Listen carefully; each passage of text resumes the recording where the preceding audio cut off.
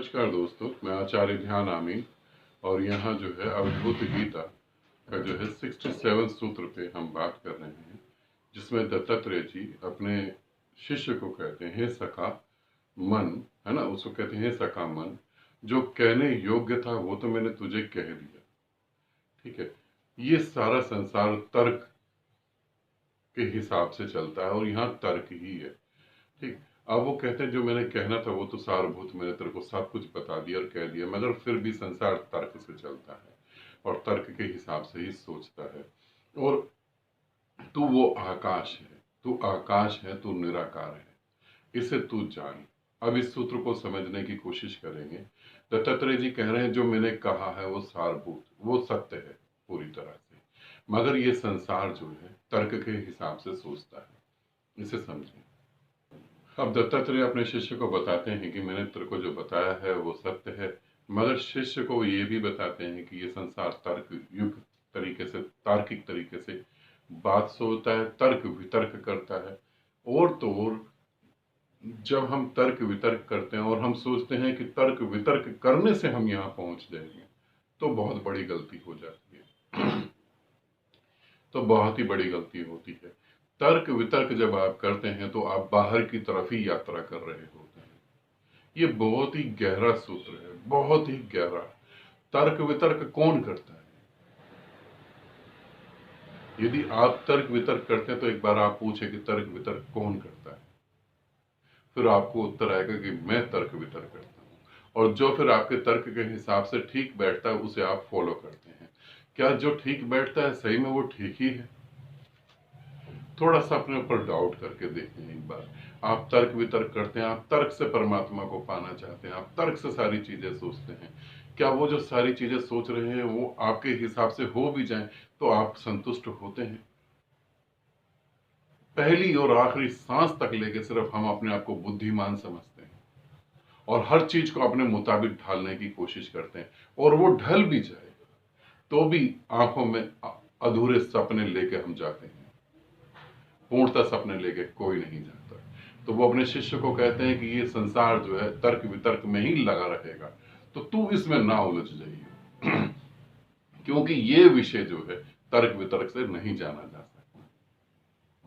जो जो विचारों से दूर है, जिसको विचारों से समझा नहीं जा सकता, आप विचारों से उसे कैसे समझ सकते हैं? विचार करते करते, तर्क करते करते ये हकीकत में पता लगता है कि तर्क व्यर्थ है, तर्क की व्यर्थता पता लगती है। मगर तर्क की व्यर्थता कब पता लगती है? जब आप सच्चे होते हैं, जब आप में ईगो नहीं होता। मगर हर तर्क करने वाले में ईगो होता है और हर तर्क करने वाला दूसरे को हराने की कोशिश करता है। यदि तर्क से आप अपने अध्यात्म को समझने की कोशिश करते हैं तो एक दिन आप तर्क से मुक्त होकर उस निराकार में एक हो सकते हैं। मगर जब आप तर्क से दूसरे को हराने की कोशिश करते हैं, और 99% लोग तो आध्यात्मिक किताबें, गुरु ग्रंथ और जो है वीडियो और पता नहीं क्या क्या और विधियां, ये करते इसलिए ताकि वो गुरु बन सके, वो करते इसलिए कि वो गुरु बन सके। मुक्ति का कोई लेना देना नहीं है, मुक्ति के बारे में जानना है। मेरे से जब लोग पूछते हैं कि जो है पिछले जन्मों में क्या होता है, हम शरीर मर जाएगा फिर हमारी आत्मा कहाँ जाएगी, भूत प्रेत क्या होते हैं, आत्मा कैसे आगे जन्म लेती है, ये बातें पूछने वाली भी हैं, ये पूछने वाली बातें हैं। आप अपनी आंख खोलो और खुद देख लो। मेरे बताने से भी क्या आपकी आत्मा को गति मिलेगी? मेरे बताने से भी गति नहीं मिलेगी।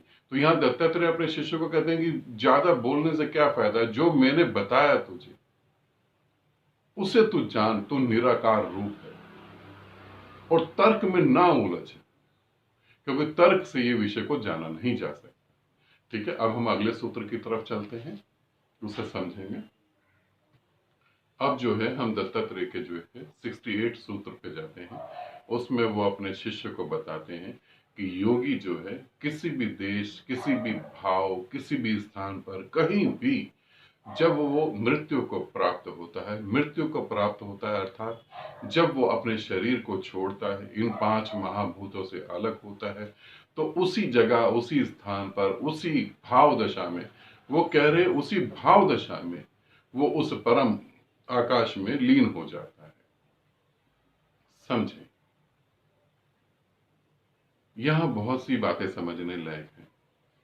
योगी, योगी अर्थात ज्ञानी, ज्ञानी अर्थात संत।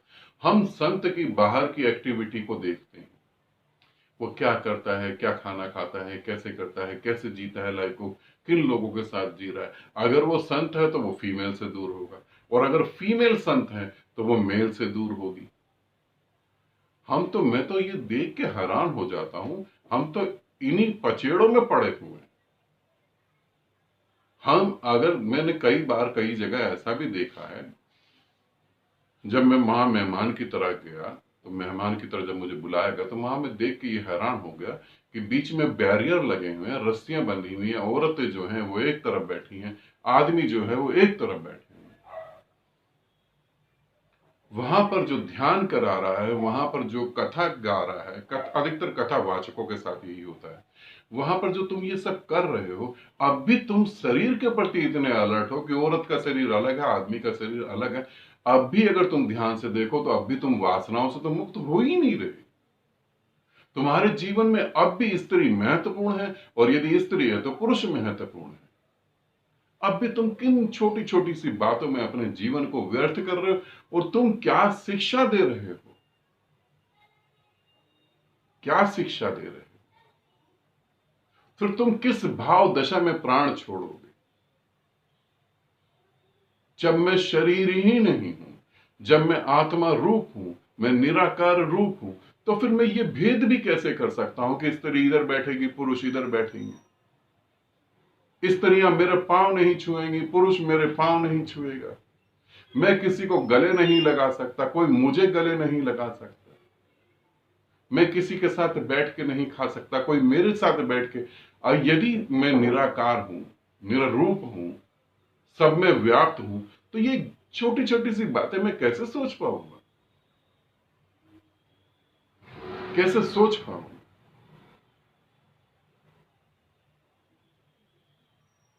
मुझे किसी ने बताया कि गुरुजी, आप जो है अगर अपनी वैल्यू बढ़ाना चाहते हैं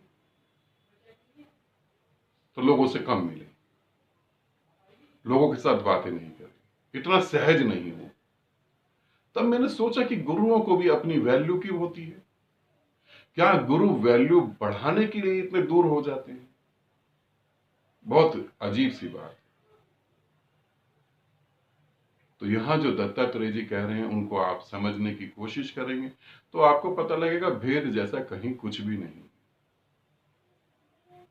फिर आप डूबते चले जाएंगे अपने। इन बातों को आपको समझना है, ठीक है? एक एक सूत्र बड़ा कीमती है, उसे समझें।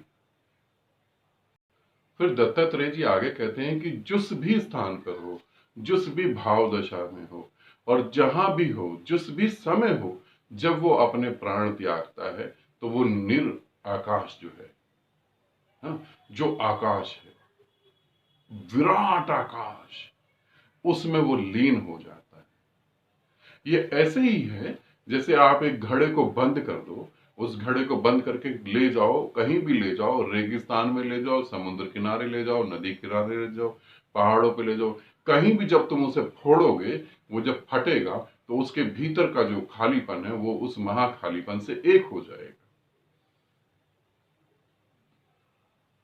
यहां पर भी एक बात समझने वाली है, जो सही में उस निराकार से एक हो गया वो यहां पर चीजों के साथ खेलेगा, वो खूब खेल करेगा।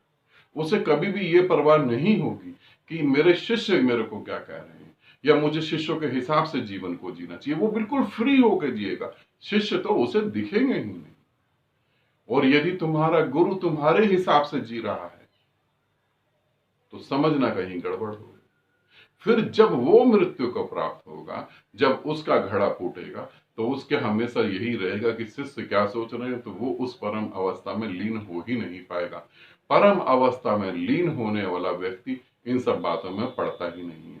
यदि वो गहरे से गहरे किसी स्त्री के प्रेम, अगर वो पुरुष है और वो गहरे से गहरे किसी स्त्री के प्रेम में है, और प्रेम में होते हुए वहां उसे जो है मृत्यु आती है, प्रेम में होते हुए भी वो मर जाता है तो भी वो निराकार में लीन हो जाएगा।